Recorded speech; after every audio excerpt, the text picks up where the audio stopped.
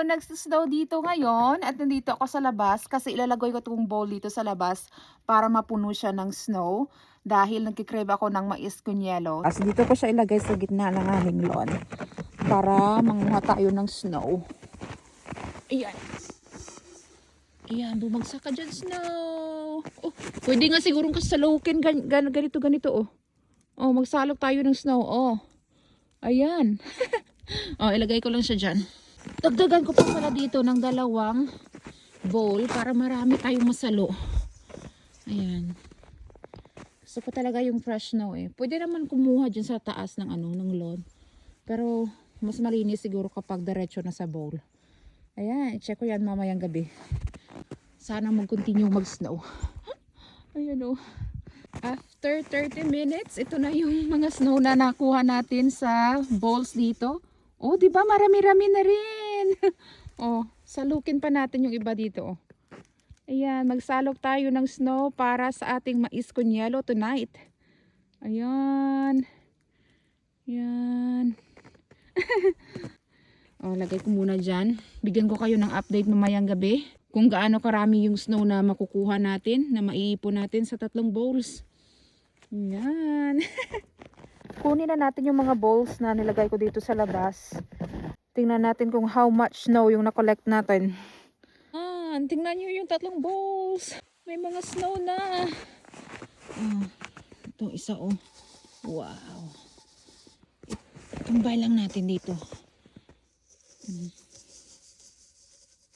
Iwan ko lang yung mga bowls dyan. Just in case we need more ice. We need more snow. At kapag nag-snow, ayan, magsasalo yung mga bowls na to ng snow dito. Ayan. Diyan lang kayo. Oh, nakaisang malaking bowl tayo. Pang mais con yelo. Pasok na tayo. O, tingnan nyo, yung aming hagdanan dito. Kapal na yung naipon. O, mga 6 inches siguro yan. And then dito din sa aming porch. Oh. Yan. Alright, pasok na tayo. Tingnan nyo. Diba? Libre lang yung shave ice. Oh. Pinong-pino.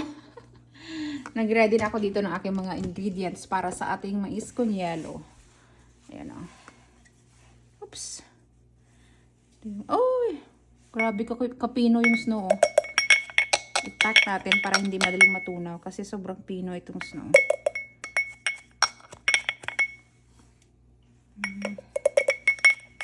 Libre lang yung ice. Mais con snow.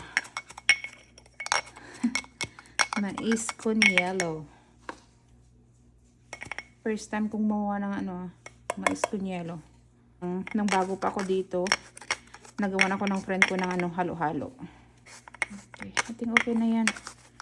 Okay, ilagyan natin ng mais.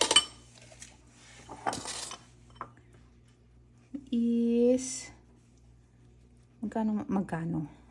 How much na mais? Ganyan karami. And then let's put some condensed milk. Ooh. Namuuno yung aking condensed milk. Tama na siguro yan. Ayoko ng sobrang tamis. And then evaporated milk. Ooh, look at that. Ayun.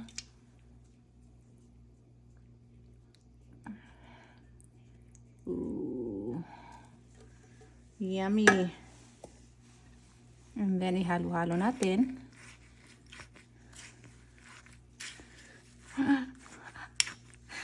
Excited ako. Excited.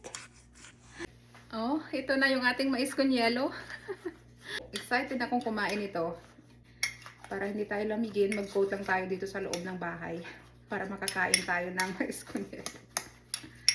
Hey babe, you wanna try it? What is it? Mais con yelo. Oh, mais con yelo? At try ko yung asawa ko. Oh, tingnan nyo. Ang ganda ng texture, oh. Oh, tingnan nyo. Ang ganda ng texture. Oh, oh. Let's try it.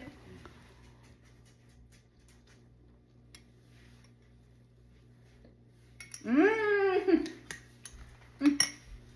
Cold. Haha. Lamig!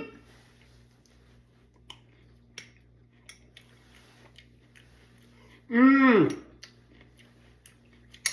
Parang sa Pilipinas lang tayo. Kain. So, kailangan palang ipack talaga yung snow para hindi siya madaling matunaw. Kasi sobrang pino ng snow.